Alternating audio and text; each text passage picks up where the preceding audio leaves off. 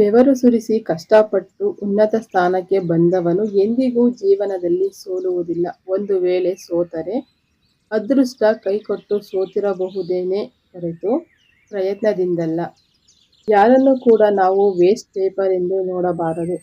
ಇವತ್ತಿನ ವೇಸ್ಟ್ ಪೇಪರೇ ನಾಳೆ ಗಾಳಿಪಟವಾಗಿ ಮೇಲೆ ಹಾರಬಹುದು. ಅದನ್ನು ನಾವು ತಲೆ ಎತ್ತಿ ನೋಡಬೇಕಾಗುತ್ತದೆ.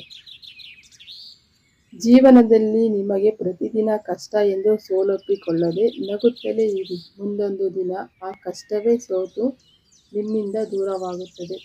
ದುಡಿ, ಮೈ ಮುರಿದು ದುಡಿ, ಹೆಚ್ಚು ಹೆಚ್ಚಾಗಿ ದುಡಿ.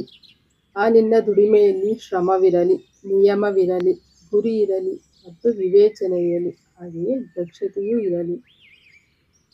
ಆಡಿಕೊಳ್ಳುವವರ ಮಾತುಗಳನ್ನು ಕಿವಿಗೆ ಹಾಕಿಕೊಳ್ಳದಿರುವುದೇ ಯಶಸ್ವಿ ವ್ಯಕ್ತಿಗಳ ಬಹುಮುಖ್ಯ ಗುಣ.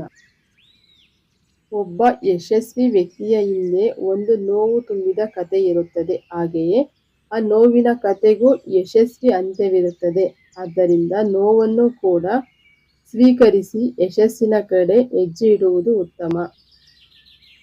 ಗುರಿಯ ಹಾದಿಯಲ್ಲಿ ಎದುರಾಗುವ ಅವಮಾನಗಳೆಲ್ಲವೂ ಒಂದೊಂದು ಉಳಿಪೆಟ್ಟು ಇದ್ದಂತೆ. ಅಸಾಧ್ಯವೆಂಬ ವೈರಿ, ಅಪಾಯವೆಂಬ ಆಟ, ಸಾಧ್ಯ ಎನ್ನುವ ಭರವಸೆ, ಸವಾಲುಗಳ ಸರಮಾಲೆ ಇತ್ಯಾದಿಗಳೇ ಯಶಸ್ಸಿನ ಸರಕುಗಳು.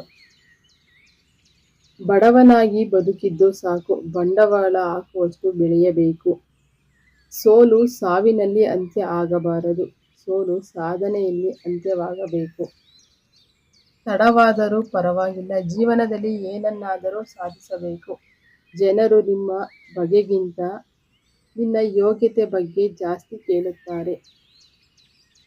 ಅವಮಾನಗಳು ಕೆಲವರಿಗೆ ಸಾವಿನೆಡೆಗೆ ದಾರಿಯಂತೆ ಕಾಣಿಸಿದರೆ, ಇನ್ನು ಕೆಲವರಿಗೆ ಸಾಧಿಸಲು ಸವಾಲಾಗಿ ಕಾಣುತ್ತವೆ. ಕಷ್ಟ ಮತ್ತು ಸಮಸ್ಯೆಗಳಿಗೆ ಎರಡೇ ಔಷಧಿ, ಒಂದು ದುಡಿಮೆ, ಇನ್ನೊಂದು ತಾಳ್ಮೆ. ನಗುತ್ತಾ ನಾಟಕ ಮಾಡು. ಇಲ್ಲಿ ನೈತಿಕತೆಗಿಂತ ನಾಟಕಕ್ಕೆ ಬೆಲೆ ಜಾಸ್ತಿ.